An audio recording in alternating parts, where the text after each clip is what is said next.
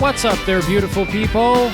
Welcome back to I Think Sports Podcast. With me, your host, as always, Double D. Welcome back again. Thank you so much for listening. I'm glad to be back. It's less frequent nowadays, but it's, what can I say? It's summer tempo. NBA, Summer League is just over, so pretty much now everyone's taking a break, although there's some shit to discuss, and I guess we're going to start with that. But more than anything, we're going to talk about MMA. MMA is the thing that doesn't have seasons, doesn't have summers. Yes, one of the bigger events did just happen, but whatever. There's still many things going on, and cards are taking place every single goddamn week, and there are going to be other big fucking events and huge fights. So it's all good, baby. We still have content. We still have stuff to talk about. And today, I really have no format. I have a few topics in my mind, but I'm just gonna shoot the shit with you guys. So if you have nothing better to do, please join me. And as always, check me out on Facebook, Instagram, or YouTube. Leave a comment or thought, or send an email to it's podcast.its@gmail.com, because I would like to make this more interactive. So it will be fun for you guys to listen to as well, and you would have your own input into this podcast. That would be amazing. I'm sure that you would like that, and I would like that more than anything. So, yeah, with that stuff out of the way, let us just really quick discuss. The last time we were with you guys, it was me and Buddy Al talking about all the craziness that happened in the NBA world. Man, it seems like a month ago. Stuff just keeps on happening. I mean, it was so funny. We just mildly discussed, obviously PG leaving, and now that for sure OKC is going to do something with Russell Westbrook. And we did discuss some teams, and I believe I brought up Houston, and I'm not making myself a prophet or out here or anything. I'm just saying that I brought that question, and I knew that it was a stupid, it was funny to bring that up actually. And then Buddy Al just completely dismissed it with laughter, saying, "Why the fuck would would Thunder make it? Why would they need Chris Paul? There's no chance in the world." And boom, literally the next day after we recorded this shit, it fucking happened. So yeah, Chris Paul now is part of OKC, and Russell Westbrook is part of Houston Rockets. So I guess it was realistic, and I guess there are ways to make this stuff happen. And again, the Rockets, they were just willing to give up a lot of stuff. First round picks. I don't know if second round picks were in place, but there is a price for everything essentially. And OKC was willing to accept Chris Paul's terrible contract. One of the most terrible. I mean, definitely worse than Russell's, because Russell is still, he's 30, and I know what that means for the point guard, for any point guard. However, Russell, he's maybe showing some signs in his decline, but he's not exactly, going off the cliff necessarily. He can still put up amazing numbers. I wouldn't be surprised if he would drop 50-point triple-double on you. I wouldn't be surprised by that at all. He's still very much capable, and he will be very capable the next season. After that, we'll see. We'll see how this season will go for him. But, as far as we know, Russell Westbrook is still one of the best players in the world. I mean, I voted him in All NBA. I'm sure that a lot of people did. I'm sure that not many people left him out of the, whether that's second All-NBA or third All-NBA team. I think second All-NBA would be crazy. I don't think that he's a top 10 player in this league anymore, but he's definitely top 15. So, they were willing to take Chris Paul's shitty contract, because Chris Paul, he's definitely out of his prime. He's got a worse contract than Russ does. So the price for them to accept that type of shit and make at the same time make the Rockets, back in line out there for the title contention. Their price was, just a bunch of picks and, just a guaranteed setup for the future. And that's what Thunder has now. Jesus Christ, Thunder is so rich. I mean, the package that they took from the Clippers alone, that's insane. And then you combine that with, the picks from Houston Rockets. I mean, again, there's like what? The picks from the next 2 years. The Rockets are not exactly going to suck the next 2 years. So those picks are not going to be high. But we'll see. Sam Presti's going to, he's definitely going to keep some of them for the future, but I'm sure he's going to shuffle some things. And, those picks will come into play for, some star player perhaps, or some decent player. They will do some things, they will move pieces around. As always, it's the possibilities are really endless. If this summer really showed you anything, is that the possibilities are endless. You thought there's no way AD is gonna, give away $4 million, and he's gonna utilize that trade kicker. Well, he doesn't. He doesn't, because there are ways for LeBron James to pay AD besides those $4 million. We thought that there's no chance that Kawhi is going to be part of the Clippers, although I always believe that he will be. But, the common thought was there's no chance that the Clippers can land Kawhi because they did not land anybody else that's not going to be attractive. And yet, boom, Kawhi is actually figuring some stuff out. Well, if you make a trade, you will get me. If you trade for Paul George, everything is possible. So possibilities are always endless, and Sam Presti's I wouldn't necessarily call him a genius because he did fuck up with James Harden trade. But at the same time, the guy has vision and the guy has, ability to keep this team relevant. They're not going to be relevant next year, but who the hell knows? Once those picks start to capitalize into some names and prospects, we'll see what they can do. I'm a believer in OKC. I'm a believer in Sam Presti. This team is in a very great shape. They were stuck in this mediocrity stage for the last 3 years. And, for them not to make the playoffs, I don't think that's necessarily the worst thing in the world. I think after at least 1 year break, they will recalibrate and come back better. Maybe not next year, maybe the year after, but at some point, this team will be amazing again. And the one thing that we definitely know for sure, this team can draft some fucking MVPs. They drafted 3 fucking MVPs in the past, 12 years. I mean, KD obviously was part of Supersonics. But still, anyway, that guy is pretty much as close to a genius as you can be. So, you better trust that guy that he's going to, utilize those picks. So there you go. For some reason, this is how it happens, just out of nowhere. And it has to happen the day after we recorded this. I always say, we're not the news podcast. We're not exactly ESPN here. We're not doing emergency podcasts to discuss some shit. Although I'm sure we are going to do that at some point. But still, man, it would have been nice, to discuss everything during that one time. But yeah, it happened later on. So still, good for OKC. I'm happy for them. And I got to say, I'm happy for the Rockets. I think the Rockets are staying very, very relevant right now.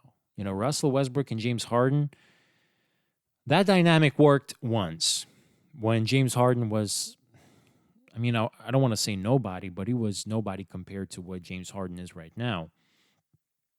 At that time, he was more of a passer, wasn't holding the ball at all. He was their essential playmaker. Russell, he's a point guard for sure, right? But he's a scoring point guard. There is a difference. He doesn't hook you up with passes.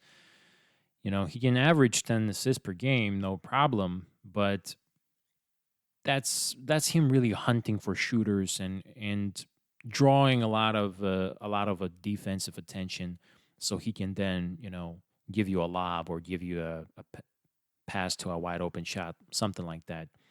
He's not exactly drawing up plays and going through pick and rolls. He does everything by his own superior athleticism.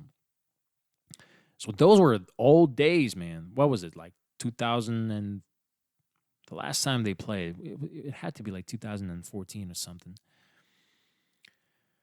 So that was long, long time ago. No, 2013 maybe, that was the last time they played.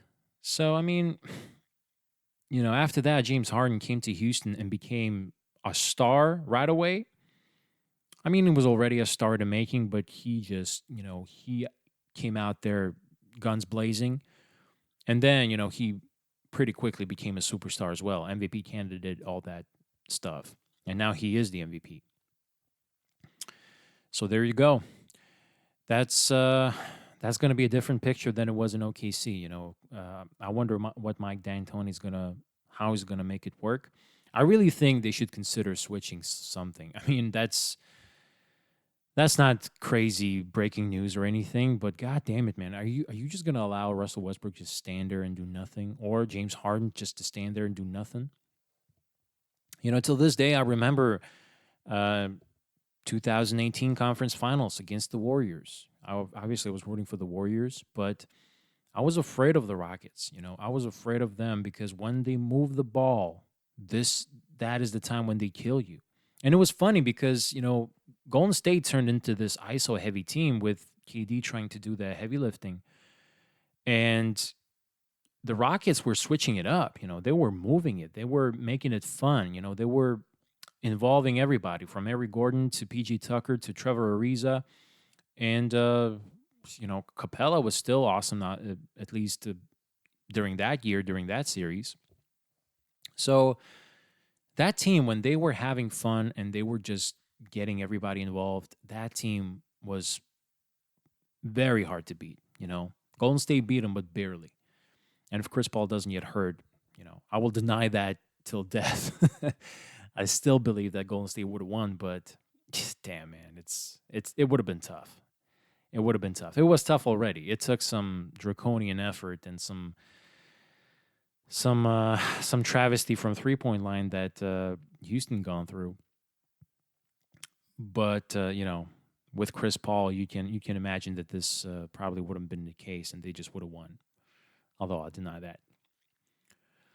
So yeah, man. I mean, James Harden has grown. He became superstar player, and the problem is he's so unstoppable that there's just no strategy. He's really making an easy job for Mike D'Antoni, his job to look very easy, by just doing what he does, being unstoppable, getting into fouls, and whenever he gets doubled, that's when he gives it up, to an open shooter. That's easy. Give me a player like that, and I'll draw up the same fucking thing. It doesn't take a genius to do that. So I really think that Mike D'Antoni has to show some effort, and it's not like he's a bad coach. Damn, do you guys remember him in the Phoenix Suns days? The Suns were amazing. The Suns were just a awesome power. But then some stuff happened, and of course, you're facing the Spurs, who are fucking savvy as hell, and they know what to do. So, controversy in 2007. Then again, if it's not for that, man, Mike D'Antoni could have been, a champion at least once as a coach, at least once. 2-3 times for sure. He had his chances. So I wonder if Russell is going to actually, it really seems like he's not. Chris Paul is your traditional point guard, so you can imagine that he will be more into moving the ball and stuff. But he is a ball hog himself too. You have to defer to him a lot. With with Westbrook, what we saw, which was very interesting and very fun this last season, was he deferred a lot, not only to Paul George, but to Dennis Schroeder as well. Dennis Schroeder was actually leading the pack at some parts of the game, and even in some games, all throughout. And you can say maybe Westbrook wasn't healthy enough, so maybe that's why he had to defer. Maybe. It's possible. This year, definitely, you can see that Westbrook is not exactly that unstoppable power, like he used to be. He was so unstoppable, man. Jesus Christ. Him and Derrick Rose, the freak of freaks. Of course, you got to put LeBron out there, but man, the duels that Westbrook could have had against Derrick Rose, if Derrick Rose stayed healthy, this would have been legendary, you know? They could have easily met each other in the finals. But yeah, that didn't happen. And it is what it is. But Russell Westbrook was still, it still is. I mean, it's so hard to stay in front of that guy. You know, good luck with that shit. He has such a amazing ability to shake you off, put you off balance, and he's just shooting wide open shots because of that fact. You know, because you can never let your guard down, and you should always be prepared to explode into the defense because once he's exploding and you're just split second late, it's over, man. He's going through you and he's dunking on your center. That's what he does, and that's what he can still do. So for that reason, you know, your guard down, you're trying to keep some distance. You try to give him some space, and you know, you give a space to the guy who by the way, you know, leaps as easy as it can be. You know, he just sleeps out there and just shoots it. So those mid rangers, they seem to be unstoppable. I mean, he could do that every goddamn day, all day, every day. No problem. But, you know, people troll him because of that, you know, he's shooting mid range and he cannot shoot threes. I don't know, man. As I remember stretches where that guy just makes like 8 threes out of 10. Maybe not exactly like that, but you get the point. You know, that guy sometimes looks like he cannot miss. He's in the kill zone. And what the fuck do we do against him? You know, stop him from shooting threes, boom, then he goes inside and, you know, torches you there. This guy's still definitely hard to defend. And you combine that guy with James Harden right now, really, when you look at it on paper, this looks insane. This looks insane. It seems like Eric Gordon, PG Tucker, whoever else is going to be there. I don't remember the roster now exactly. Maybe I'll try to look it up. But still,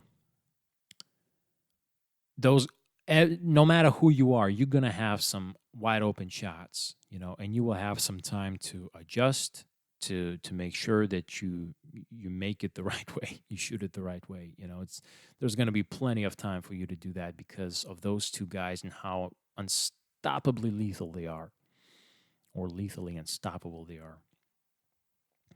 Yeah, those guys are badass. So I wonder, you know, it's interesting. I think it's a good deal for the Rockets. You know, they got rid of a shitty ass contract, and I'm pretty sure, you know, that they had some issues. You know, him and holy shit, I just stumbled on the Houston Rockets roster, and they have Tyson Chandler. They acquired Tyson. Wow, alongside with Capella. I mean, I know the guy is 36, but shit, man, this is interesting. This is interesting. So there you go. You know, the Rockets, they revamped themselves. And I kind of feel, I really want to see them succeed a bit more. You know, I kind of feel bad that, you know, they couldn't deliver the goods against the Warriors. Obviously, I was happy that the Warriors beat them, but, you know, the disappointment year after year, especially for Harden, you know, he faced Warriors like every single year he faces them. Besides that one year that Kawhi, you know, took his soul. So, I mean, you know, it's got to be frustrating. And now they finally, you know, have them on the queer street, if you can put it that way. You know, they have a chance. Now they can definitely do something with it. Right, so they have like Austin Rivers, Daniel House, Iman Shumpert, again, PG Tucker. They have some players. Gerald Green is still part of the deal. So, yeah, I mean, the Rockets are looking good. Really, when you think about the Western Conference right now, it's just it's like that every single year. So, you know, nothing new is really happening, but it just seems like the West is just getting more brutal and more brutal and more brutal. You know, you like to shit on, you know, teams like the Kings and the Suns, but man, if they were in the East, maybe they would have been better. You know, maybe they could have caught a break just a little bit. Although still, you know, those teams made some shitty ass decisions, so I guess that's a bad point. But yeah, it's really hard to be successful and good in the West. Like teams like Minnesota, for example, Minnesota, Dallas. What are they going to do? What the hell are they going to do? Even the Pelicans, you know, I was high on the Pelicans. I thought that they can definitely make the playoffs. with giving up AD, but having all the assets and having guys like Derek Favors added, and all the Laker guys alongside with Drew Holiday, and then you add Zion to that mix. I was confident that they can stick around and maybe make the playoffs. I'm not that confident anymore, man. I don't think they can even stick around. There's going to be teams that will just beat your ass. I mean, Portland is great. Let's not forget about the Nuggets. There's a good chance that the Nuggets will be better than they were last year. There's a good chance that they can be the best team in the NBA after the regular season is over. I mean, when I say the best, just have the best record. And then the Warriors, for sure they're going to make the playoffs if Clay is back successfully and speedy.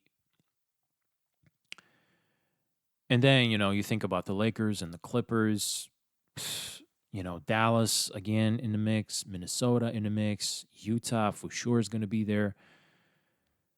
Man, I don't know. This is not looking good. This is not looking good for a lot of teams. There's just going to be an absolute bloodbath. Let's not forget about the Spurs. Let's not forget about the Kings.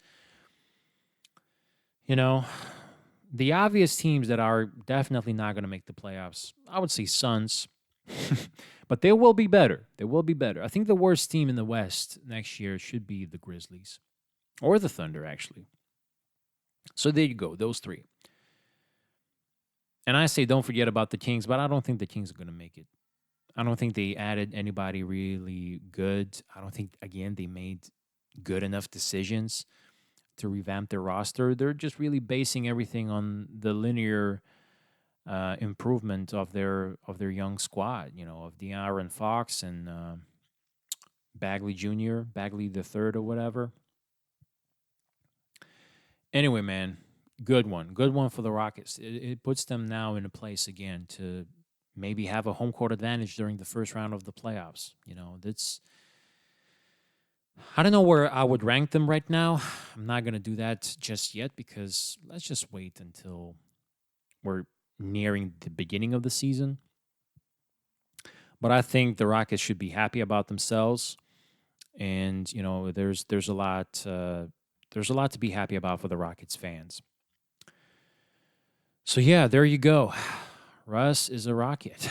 Jesus, very, very interesting. Very interesting. I cannot wait to see it.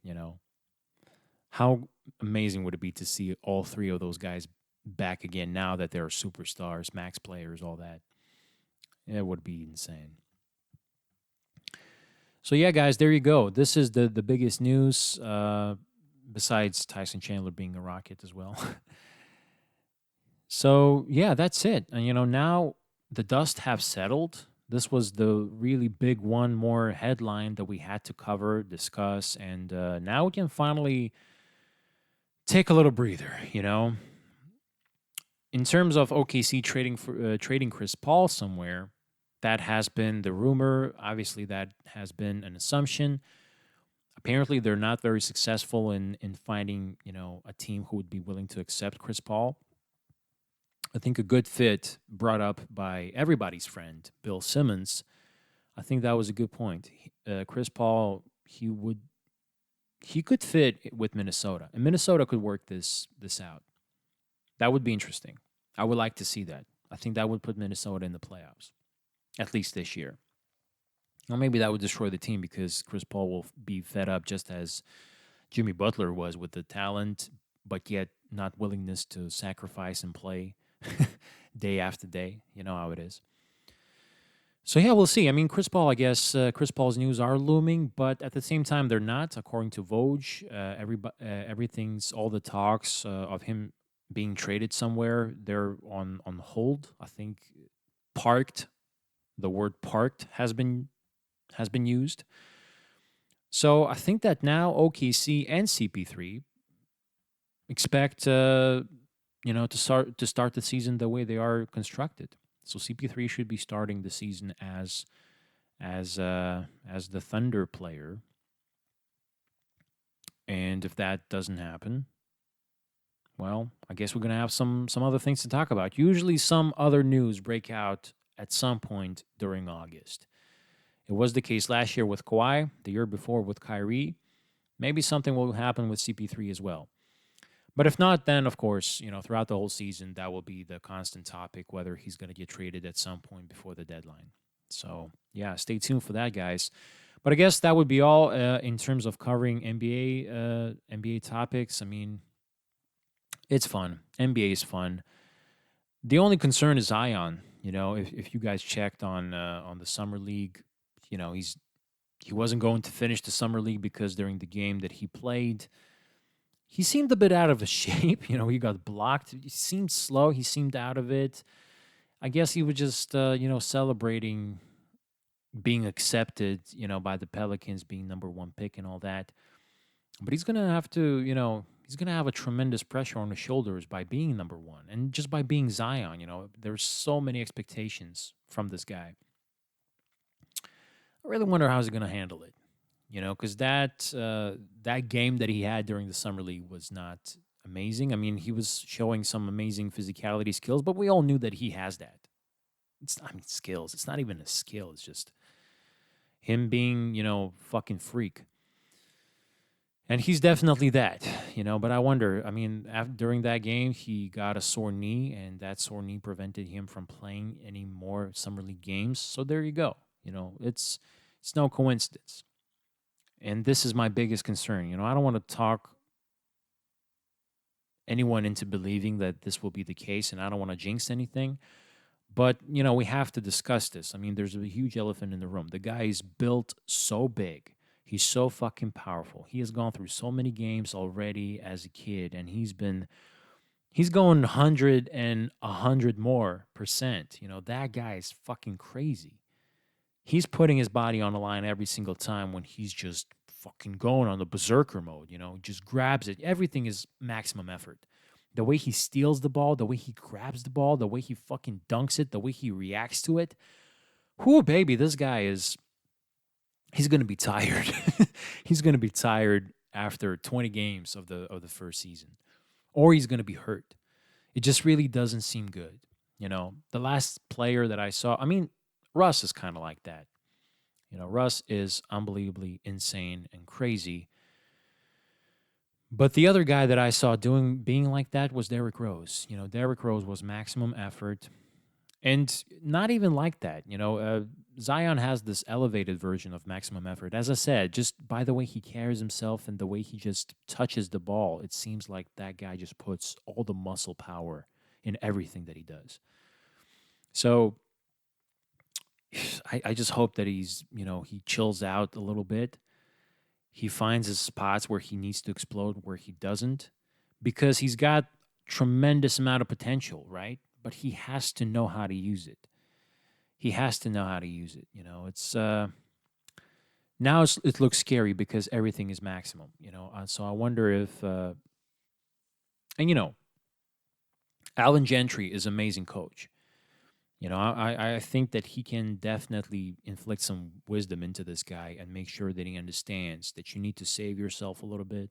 Sometimes you step off the gas pedal so that you could accelerate, at the absolute maximum when it matters the most. And really the playoffs is when it matters the most. But certain games are statement games. We all know that. So during those times, go all in for sure, but not every goddamn time, not during every goddamn summer league and preseason game. So, once he finds that balance, maybe something spectacular can come out of him. But if he doesn't, and if he just goes crazy, I think we're going to have a couple years of Zion just being unbelievable and us just raving about how great he is and how he's going to save the league. And then I believe that something inevitably is going to happen that will derail his career. Let's just put it that way. So I'm wishing him some wisdom and I'm wishing him some balance in his life. Give that guy some weed or something just to chill out a little bit.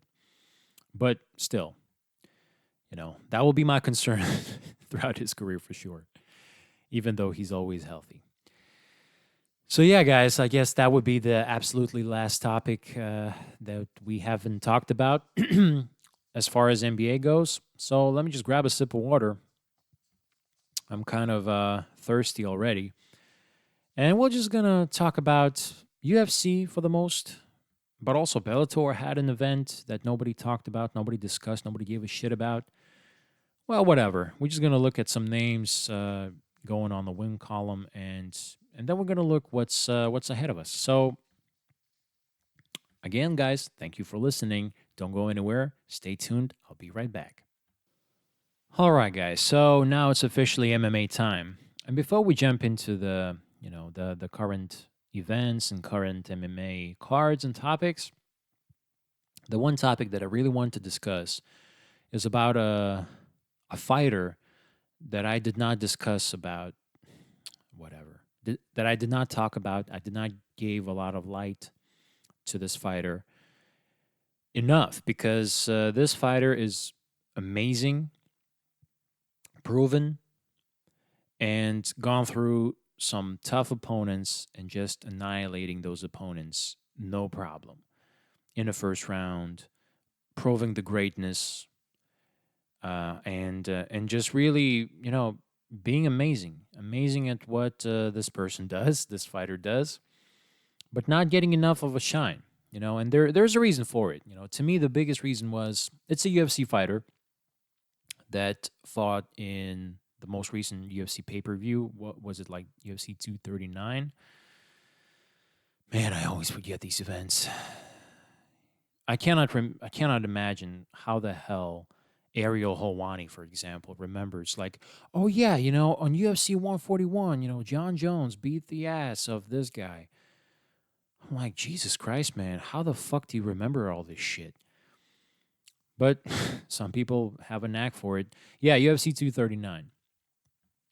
So yeah, this fighter fought on UFC 239, was amazing, proved the worth that this fighter has. I really try not to say whether it's a she or it's a he.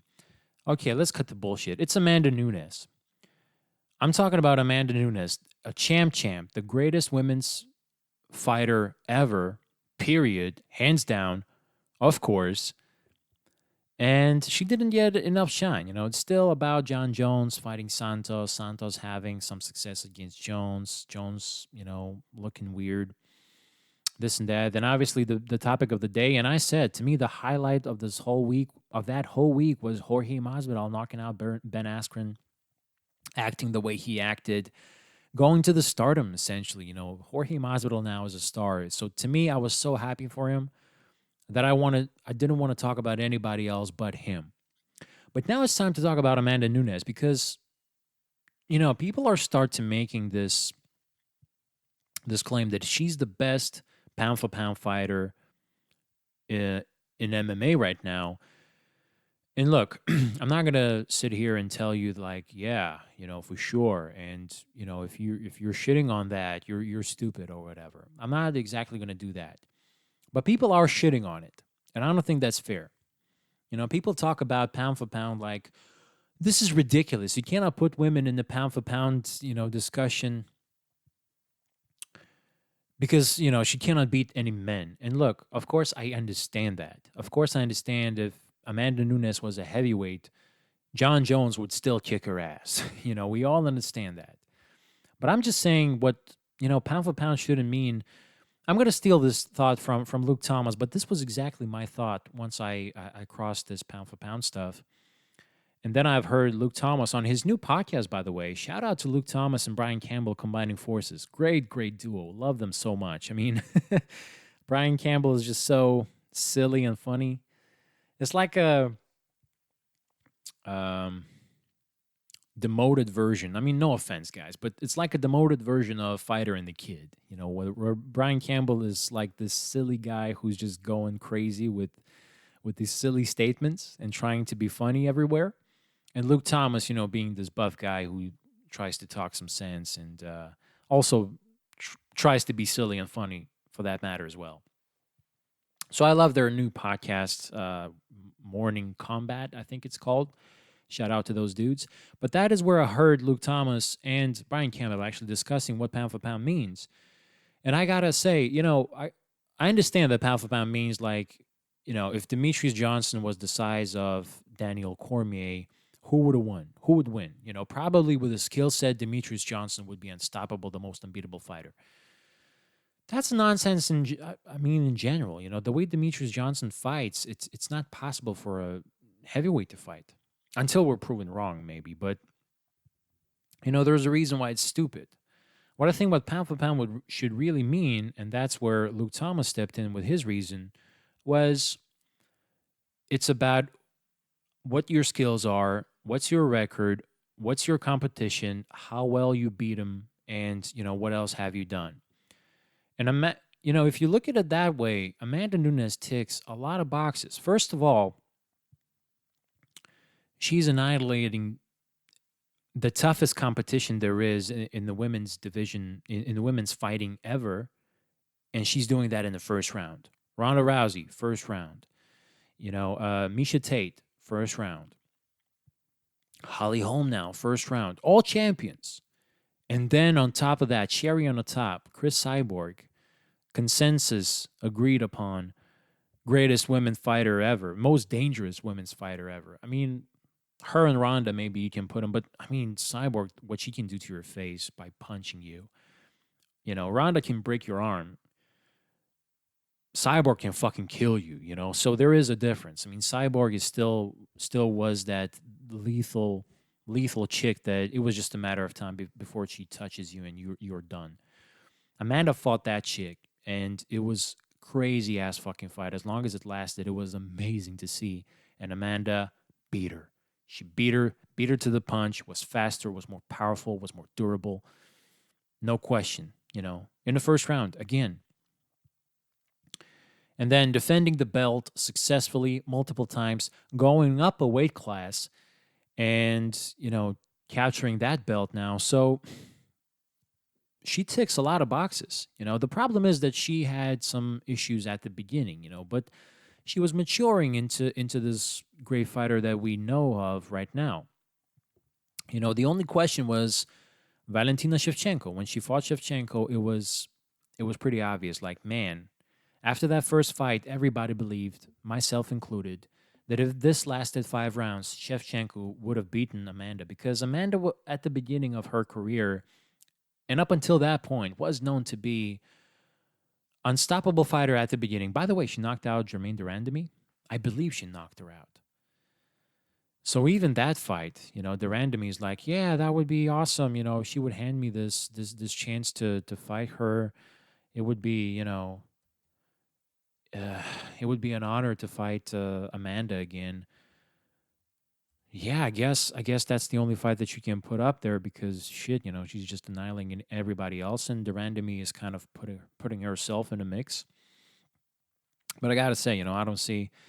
Okay, let's see. Yeah, TKO elbows, first round, baby.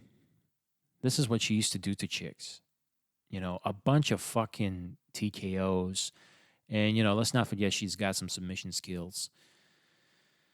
So the only problem was, when she fought somebody more durable, somebody at the higher level, like Kat Zingano or like Valentina Shevchenko.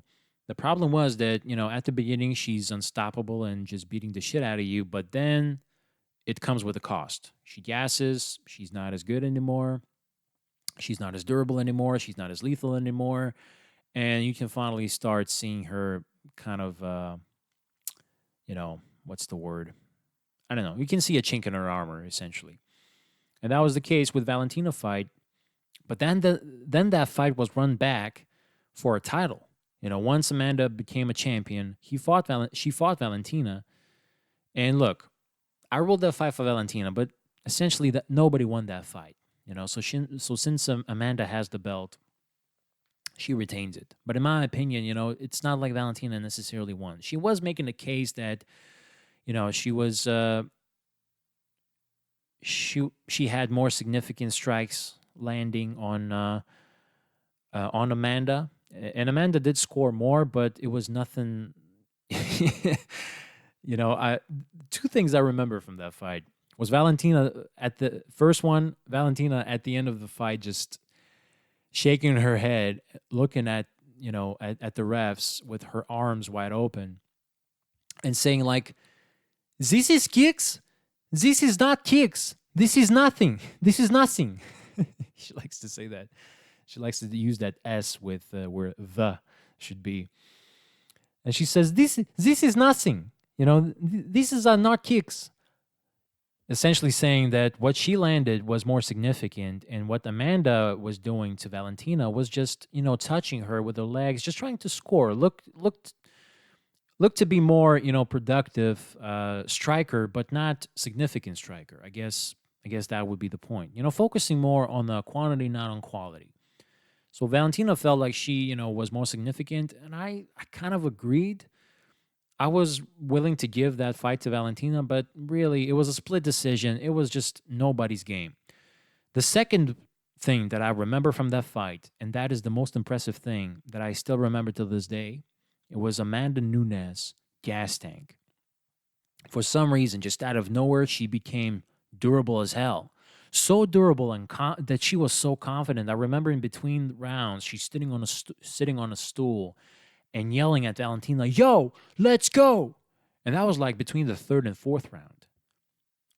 So maybe fourth and fifth, I don't know, man. But she was confident, that she can produce this shit. She can put this pace on Valentina, throughout the whole fight, no problem.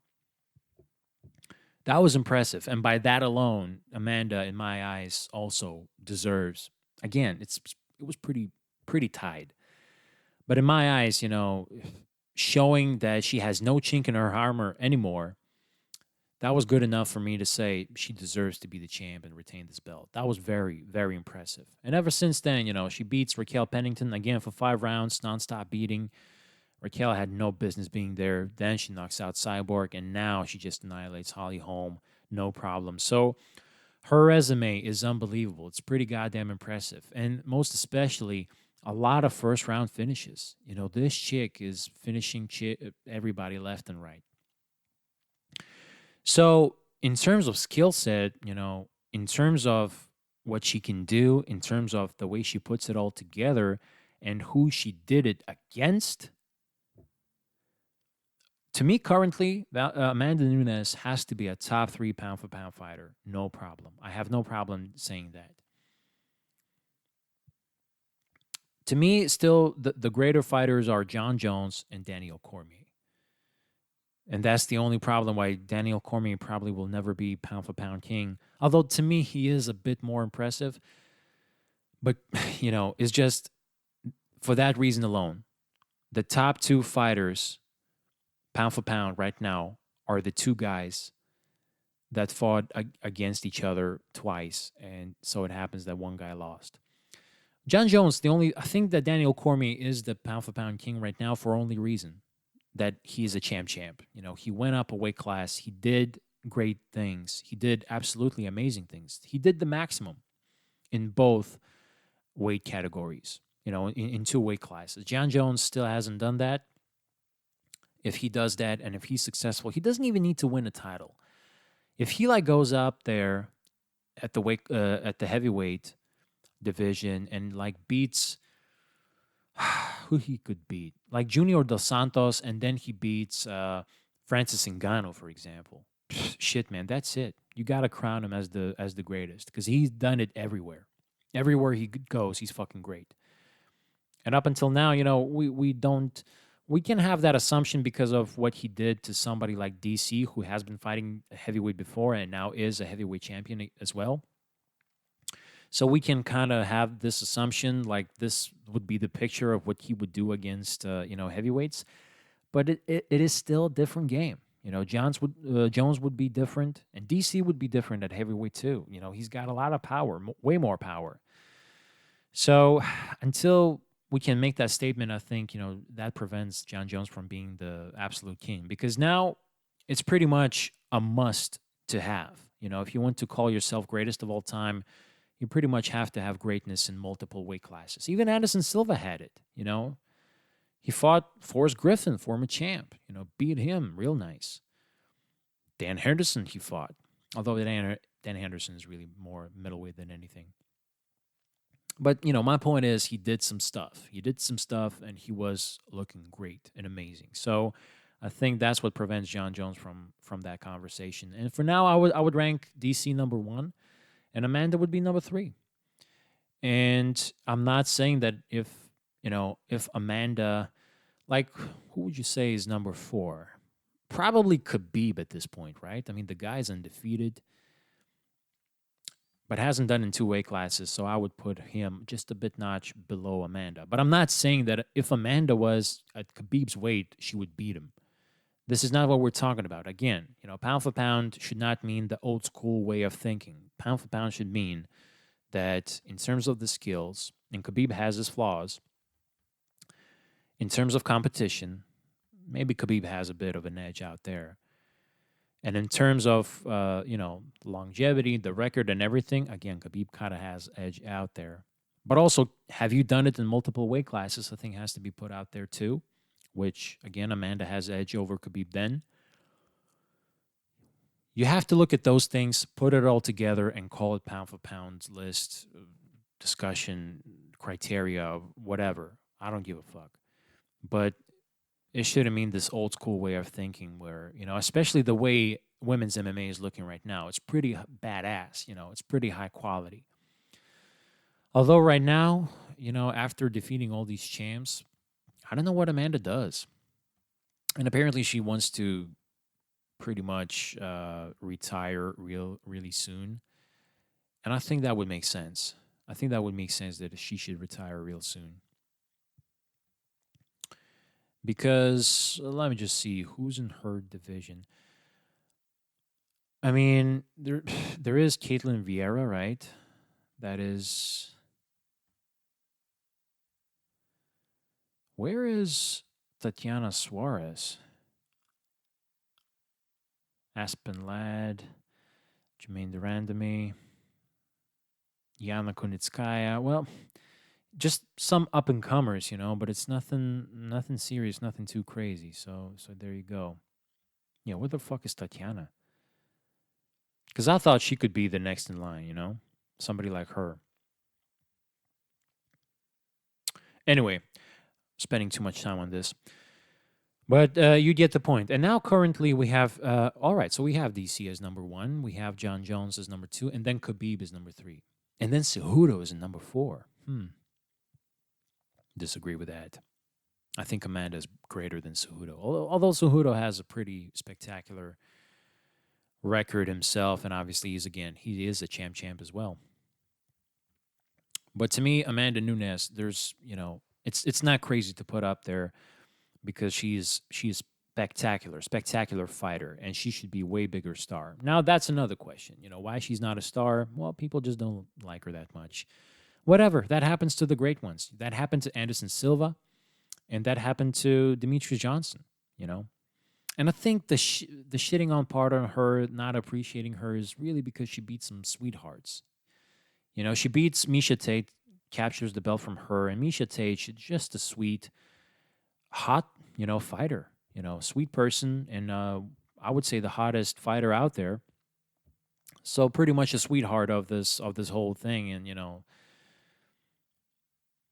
she beats her, and then she fights Ronda, who people love and hate, but still very famous, the biggest star, and obviously because of that, she's very much beloved by a ton of people. And then she beats her, annihilates her completely. So maybe that's why people are shitting on her. That happened to what? Larry Holmes against Muhammad Ali. That happened. God damn it, man! That happened to Chris Weidman against Anderson Silva. People hated Chris Weidman for the longest time because finally we bought into Silva's hype. We finally started appreciating him, and then this guy comes and just knocks him out to the oblivion. It's brutal. It's brutal. For some dudes, it's just, you will never get that shine. And God damn it, man, DC was not getting that shine. He lost to Jones, and the only reason why he became a champ because Jones got himself into some legal problems. People hated DC. People hated DC until he just said, fuck it. And, he started showing his true colors, just being non-apologetic, all of that. So I think Amanda has to do that, and her star can shine bright. But now it just doesn't because she's all about that business and just being happy to be a fighter and being happy to kick everyone's ass. It's a lot of fun. So yeah, there goes my little rant about Amanda Nunes. I really appreciate that champion, and you should too. You know, if for some reason you just don't like, for example, women fighting, I guess I get it, but it's technical. The way Amanda is approaches the game and the way she's executing, she's unbelievable. She's an unbelievable fighter. Put some respect to her name. You know, that would be my ending of this rant. So again, let me just take a quick break and we'll recap what happened recently in MMA and in UFC and Bellator, and we will look ahead of what's happening next. Stay tuned. So we're back from the break, ladies and gentlemen, and let's start looking at Bellator 224 that just happened this past Friday, July 12th.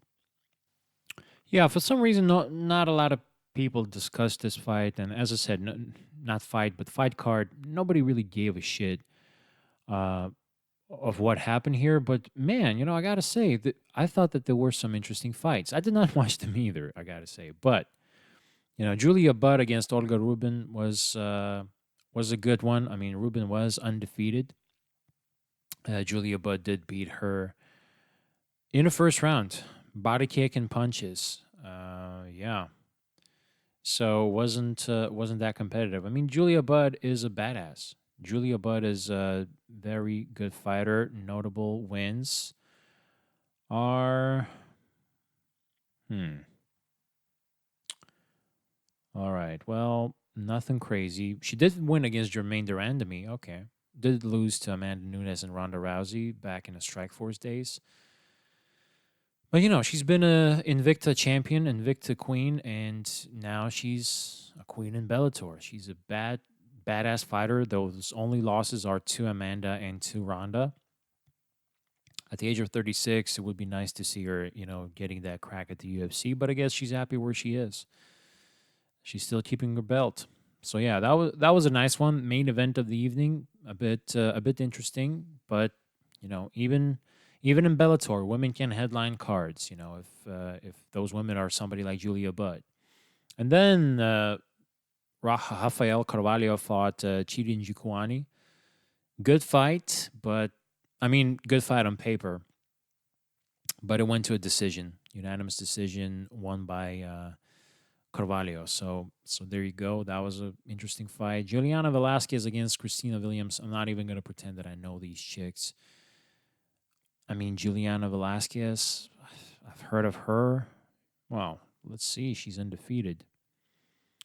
But she's from Brazil, so shit, man. I don't know crap about Brazilian women fighters that much. I mean, I know Amanda Nunes, I know Betchka and and Andrade and Gadelia. That's pretty much it.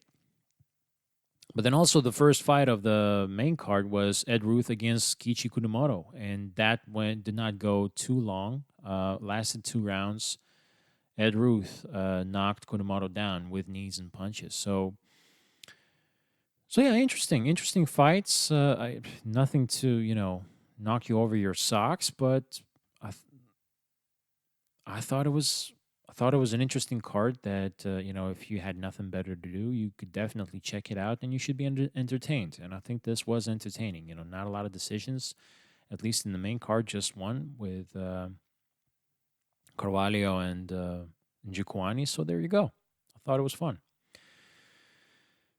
And yeah, and UFC had an interesting one as well, man. That was a lot of fun. I watched that card. I expected maybe just a little bit more out of it.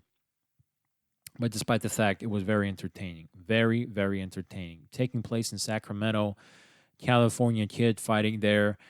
Fun. A lot of fun. I didn't watch the prelims, but apparently prelims were banging as well.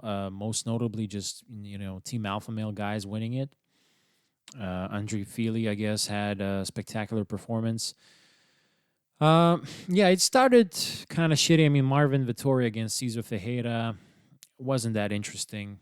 Both guys had their chances, but it's one of those fights where just a lot of punches and kicks have been thrown, but nobody's really going down. I think pretty much the same thing can be said about Carlo Robertson and Wellington Turman. At the end, it was fun when Robertson dropped Herman, but he decided not to do anything else, and he was happy with that. He was happy with the situation, and he felt that he's going to win decision, and he did. So yeah, that lasted all 3 rounds, and then the last 3 fights were all first round finishes. A lot of fun.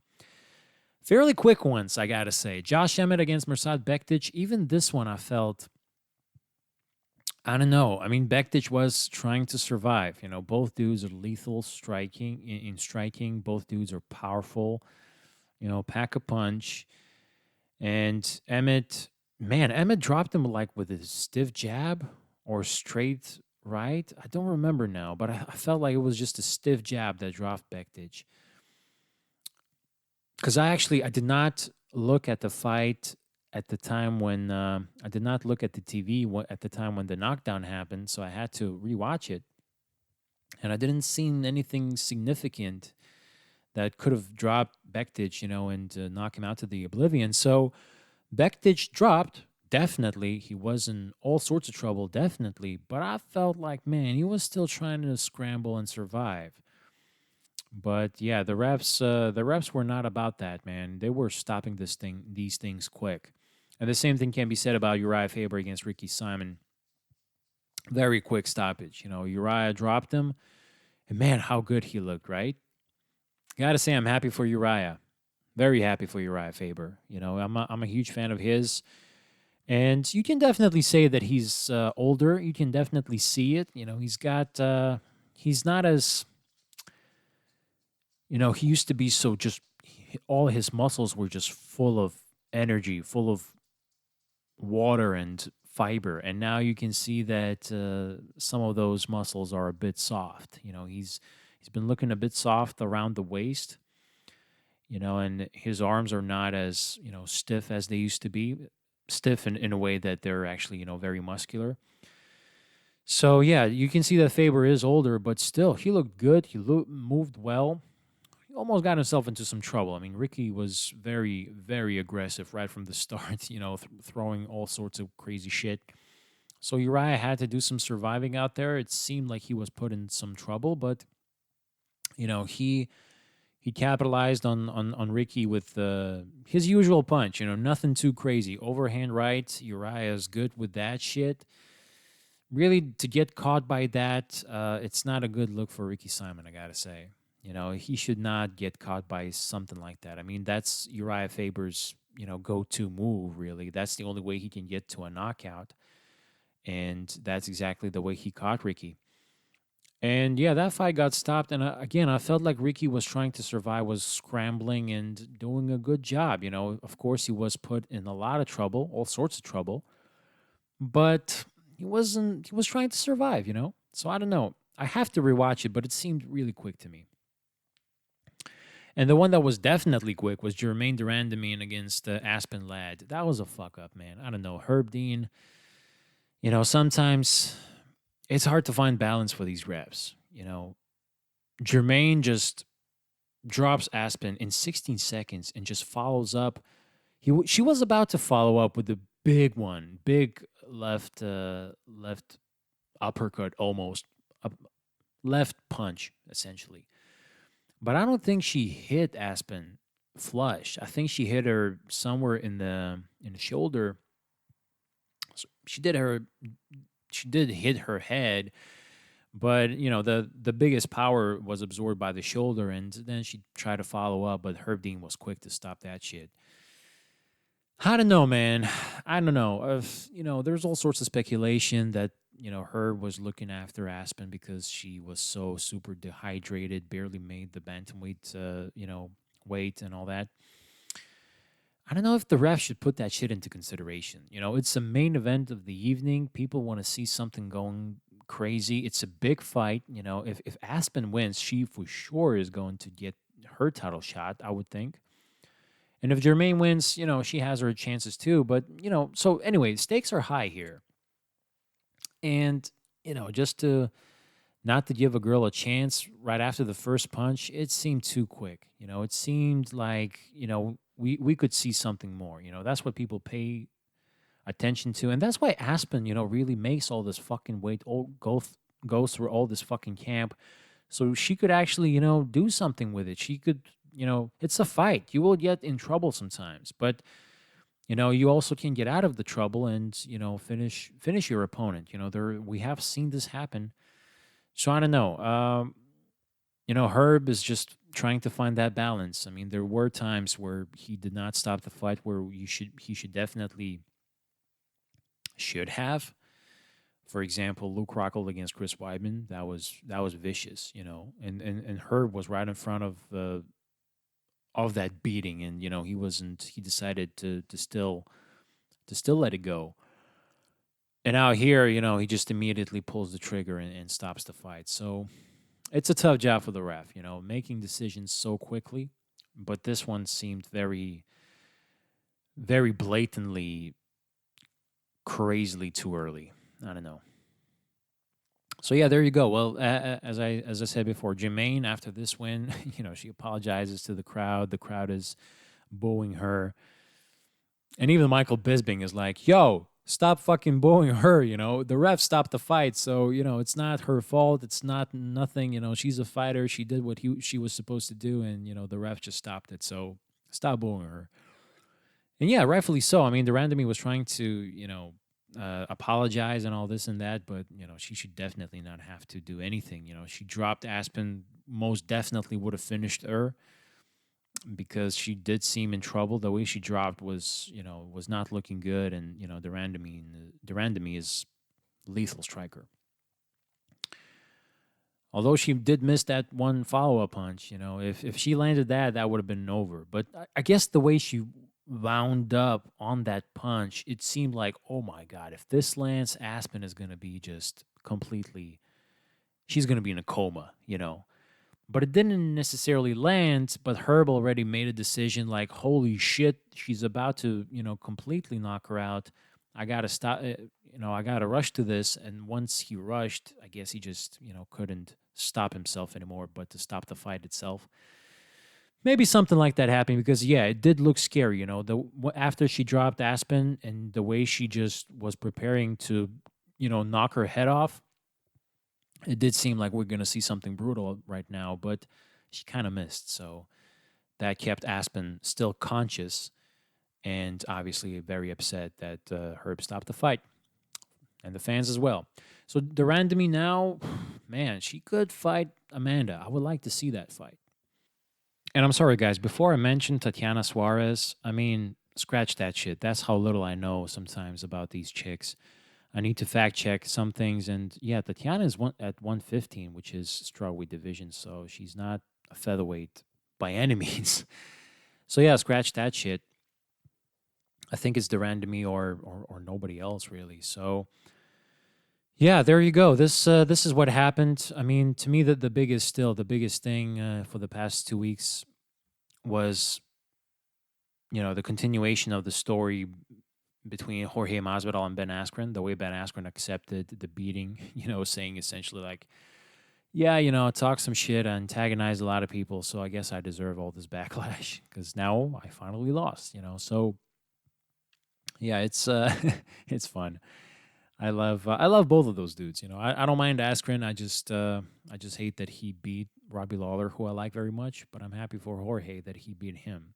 Despite that fact, Ben Askren is a fun dude. So yeah, and I guess besides that, obviously the pound for pound talks with Amanda and all that, that was a hot topic. That was a hot debate, and I said my piece already.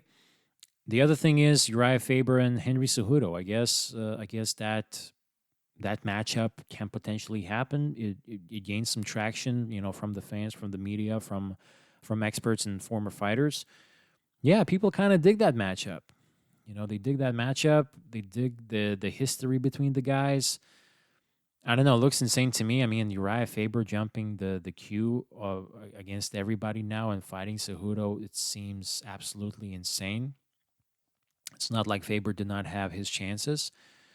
Again, very solid, great point brought up by Luke Thomas on his morning combat show.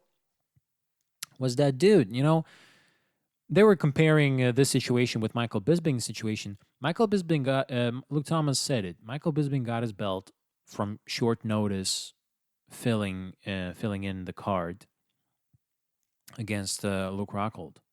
That was a short notice situation.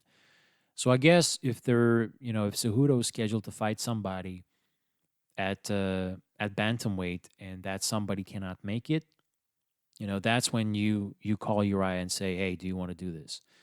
So I think that would be perfect. I think that would be something that Uriah should agree to. But there are guys in line, most notably Aljamain Sterling. So yeah, Uriah should not jump over somebody like him or Moraes and Moraes just fought, but somebody else. Oh, Petr Yan, yeah. So he should not jump the cube over those two dudes. But if it's a short notice fight, call Uriah. Maybe he's gonna be up for it, and I think that would be fun. So yeah, those were the topics, and now for us, the only thing left to do today, and before we head into the sunny weekend, is to discuss the upcoming UFC card. Yeah, UFC has another card taking place this week. I know that the Pacquiao fight is happening with Turman, but I'm not a boxing head. I don't, talk about boxing much. I don't really understand boxing much. I don't really like boxing much. I like some fights, like Deontay Wilder. I watched that. Him against Fury was historical and amazing. But then I will skip on Joshua and Ortiz, and shit, man, did I miss on that one?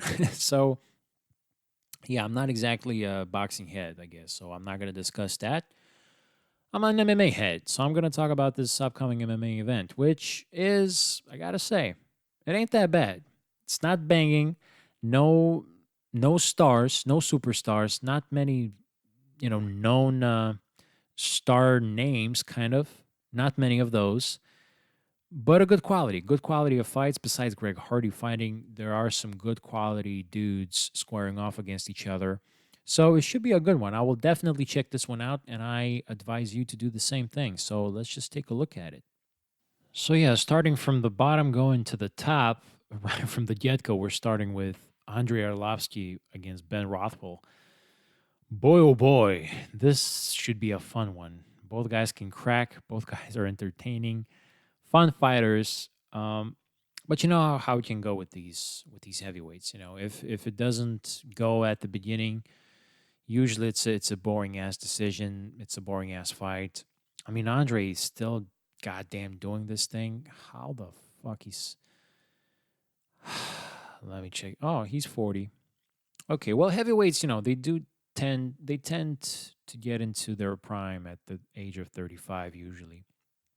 We had a ton of champions and guys contending and climbing up the ladder at the later part of their careers. And Andre had quite a few resurgences, and then he had like 5 straight losses. Let me just double check. Probably 4. I don't want to exaggerate on the guy. Oh shit, I was right. 5 straight losses. Lost to Stipe in the title eliminator fight, essentially. Lost to Alistair then. Beautiful crane kick and punches. Lost to Josh Barnett, then to Ngannou, man. Then to Marcin Tybura. That was a bad one. And only then he started winning again. But his wins are only decisions now. So it's tough. It's tough for Arlovsky. For Ben Rothwell, he started submitting people left and right. And then he fought, Junior beat his ass, and then he popped for something. And now he came back, and I guess he was a bit rusty. I don't even remember the blog. Ah, yeah, I do remember Blago Ivano fight. Yeah, Rothwell did not look the same. Did not look the same. So I was just willing to say that he was a bit rusty because he hasn't been around for a couple years. So I would just say that's been his excuse. Not that he was making any excuses, but I think we can make an excuse for him that he just wasn't ready enough to fight a good UFC heavyweight, and now maybe he's ready. His last fight was in March, so now he's coming back quickly against Andre. I'm interested in that fight, man. With these two heavyweights, they're entertaining first of all, and they pack a punch. They are capable of doing many things against one another, so it should be a fun exchange. I'm hoping for something more than just a shitty ass decision. I'm hoping for some fireworks from these two, but we'll see. As I said, you know how it can go. Fairly quickly, this can happen. This can form into a fucking snooze fest. I hope that it's not going to happen, but it's a good start of the night. And after that, we got Alexander Hernandez. Oh, this guy is a badass. This guy's legit. This guy's legit. He's dangerous. You know, he got himself a handful against Donald Cerrone, that's for sure. But right before that, he was doing work against Benil Dariush. He was doing work against Olivier Aubin-Mercier. Yeah, this fucking guy is no joke, and he's a prospect beloved by many fighters and beloved by many analysts. Up and comer, and he's fighting for Cisco Trinaldo. Trinaldo, he's still doing this thing, man. At one point, Trinaldo was just a wrecking ball. Very, very dangerous fighter, but wow, he's got a solid record, huge record. 23-6 against Hernandez. What is it, like 10-2? So yeah, Trinaldo. Oh, Trinaldo is actually at 40 years old. So there's a reason why I'm surprised that he's still doing the goddamn thing. Yeah, it's it's going to be a tough fight for Hernandez, but I mean, how much longer can Trinaldo stick around? He just packs a punch. He's very explosive and powerful. I guess if he's still fighting, I guess he still has that pop. So Hernandez has to be careful with that shit. He doesn't want to get caught with anything like he got against Cerrone. But after Cerrone, Trinaldo is going to look way slower to him. I'm certain of it. So I expect Hernandez to win this one, but I'm not making any decisions. I'm just telling you. I'm not making any predictions. Rather, I'm just telling you that this should be a fun fight, and look out for Alexander Hernandez for sure. And after that, we got James Vick against Dan Hooker. Man, these are good fights. These are good fights. Hooker, exciting as hell, very fucking dangerous. And James Vick is just no joke. This guy goes through people in vicious manner.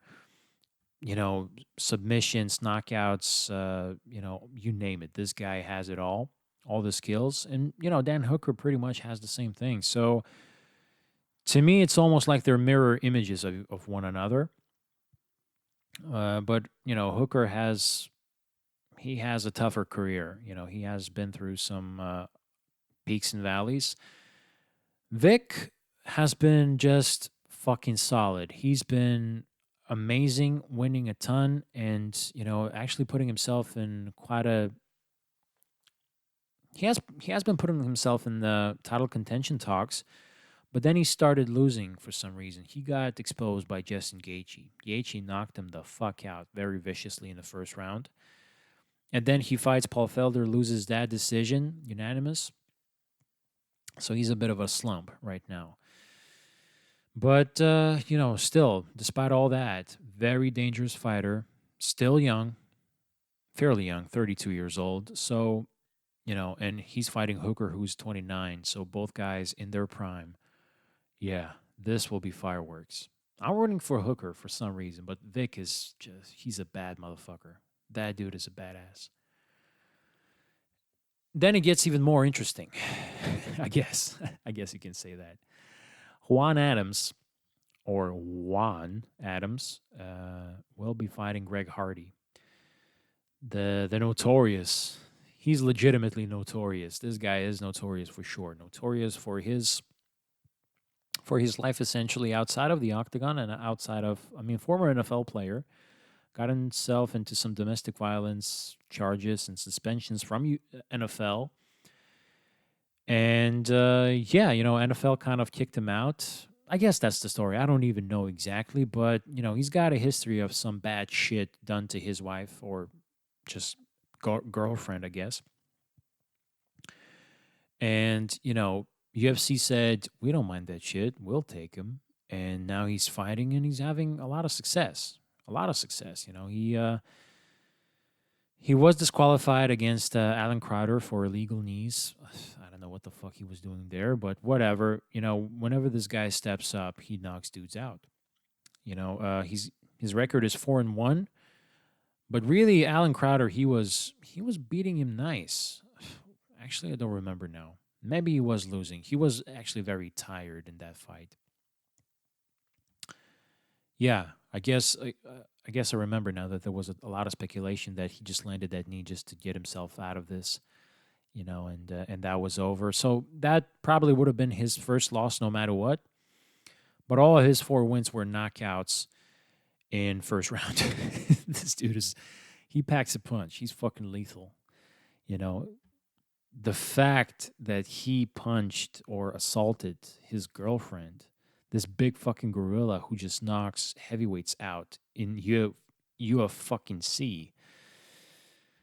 That's just brutal, man. That's so disturbing to think about, to contemplate. I don't even want to do that. So, yeah, it's controversial. I think this fight was supposed to be a co-main event because Greg Hardy's still a big name and UFC is milking him. They're milking his name and they're utilizing that, and they don't have any problem with that. They're not ashamed of it.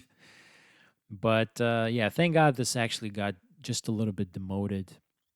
Just as easily could have been first fight of the night, but whatever. It's not co-main or main. So I guess we should be good with that. Still going to be interesting. I still want to see the guy lose. I still want to see the guy get finally knocked out. And Juan Adams can definitely do that to you. He's just as dangerous as Greg is. So somebody's going down, baby. Hopefully that will be Hardy. Especially if this goes into later rounds and Hardy gets tired, I'm sure that Adams will be capable of finishing him. Because he knocked out Chris De La Rocha, no joke, no slouch, in a third round. So, maybe I should calm myself down when I call Rocha no slouch, but more legit than Greg Hardy. And that was in the third round, a knockout that was. So, yeah, hopefully Adams can please everybody because everybody wants to see this guy, Greg Hardy, lose. But yet he still knocks dudes out. Got that one loss, but that was only a disqualification. It's not like he got beaten. So yeah, there you go. This is your co-main event of the evening, or just mid fight of the night, and then we go to the co-main event. Pretty fun one. Alexei Oleinik against Walt Harris. Oleinik, shit, man, this guy is just crafty son of a bitch. Amazing record, age of 42, still submitting people left and right. Recently lost to Alistair Overeem, but whatever. The way he gets those chokes in, guys like Alistair who are more grappling savvy can only get away from. Walt Harris is, he's technically a grappler, but he's not a submission artist. He is a wrestler, and he's also very dangerous on the feet. So, interesting fight, pretty much a grappler versus striker, but not exactly. So, again, not the greatest quality of a fight, but, especially to be a co-main event. But it's fun, it's heavyweights, throwing leather, throwing heat. Something is going to happen. I'm certain of it. I'm predicting Alexei Oleinik getting that goddamn submission in the first round. Bring it, baby. Yeah, and then we finally have the main event of the evening. Rafael dos Anjos, whose star is kind of seems like it's been outburned, fighting Leon Edwards, the up-and-comer, good up-and-comer, lately beating everybody left and right. I did not like that split decision against Gunnar Nelson, man. I like Gunnar Nelson very much. I did not like that, but he deserved to win, I guess. Yeah, Leon Edwards talks mad shit. He is supposed to be an up-and-comer and, savior of the league, I guess. I don't know, of this division. Not necessarily, though. Division is in a great place, but Leon Edwards is the guy next there who wants to compete for the belt. Especially keeping in mind that he beat Kamaru Usman Not like, destroyed him or anything, but I think this was, unanimous decision. So, he's got that win. Unanimous decision, not a split decision. So he's got that win against Usman. And yes, Usman is a completely different fighter, but I guess you can make a case that Leon is different too. And most notably, he's famous for getting punched in the face by Jorge Masvidal after Masvidal just knocked out Darren Till and Leon was talking some shit. So, yeah, I'm happy that he got punched a little bit. I'm not a fan of Leon Edwards. I'm not exactly a fan of Rafael dos Anjos because, he beats the fighters that I like. But still, you got to respect his skills. The guy is very dangerous. He did not have that typical resurgence that you expect from the fighter who goes up a weight class and now he doesn't need to be depleted, from all the weight cut. He did not have that. He had solid performances, beat Tarek Safadine, beat Neil Magny. Yeah, that was a vicious one. But after that, just decisions, and lost a few decisions to Colby Covington, to Kamaru Usman. So he's not exactly, king of the crop. But then submitted Kevin Lee, which was tremendous win for Dos Anjos. And the way he performed against Lawler, man, that was 5-round stellar performance. So, he's not looking like a champion necessarily, but the guy is impressive.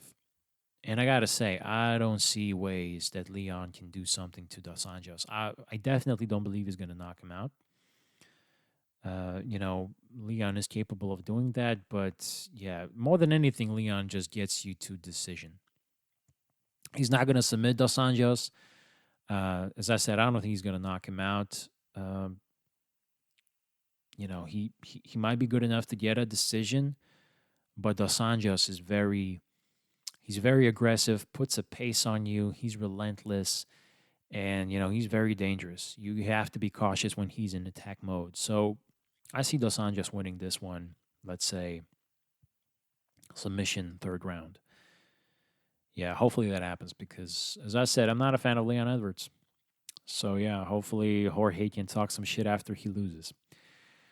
There you go. That's the fan in me talking. So that would be all, guys, ladies and gentlemen. You know what? I'm not going to promise anything about the next podcast because I got a lot of stuff going on. I got a lot of stuff to do. So, whenever myself and Buddy Al just get to hang out, we're going to record something. We're going to talk about, we said already that we have in mind some sort of a podcast where we recap Dwayne Wade's career and where we recap Kobe Bryant's career as well. Because, he retired before we started this podcast. So it would be a nice ode to Kobe Bryant and his, illustrious career as well. But we have to definitely do that for D. Wade, who just recently retired. So that should be fun. It's going to happen sometime next week, I'm certain. But I cannot promise that it's going to happen at the usual Monday time, which, let's face it, it's not even usual anymore because it's summer and, stuff just goes and there's not a lot to discuss maybe. So really appreciate you guys watching and listening. I mean, I guess you're watching on YouTube, one picture that I put up. But really appreciate you guys listening. I really feel the support. I feel the attention from you. But again, if you want to speak your mind, be heard, be known, write me a goddamn email. I more than anything now, I'm waiting for emails to get your input so we could, have a discussion on the podcast. So that would be more than welcome. I would be more than happy to do that right now at this time. So yeah, but for now, again, check it out everywhere you can. I'm pretty much available everywhere you can, including YouTube right now. So don't forget to subscribe there either. And yeah, just enjoy the summer, guys. Enjoy the sports. Enjoy the fights. It's still good. It's a good time, and we're gonna get to see you next week at some point. So thank you so much. Until the next time.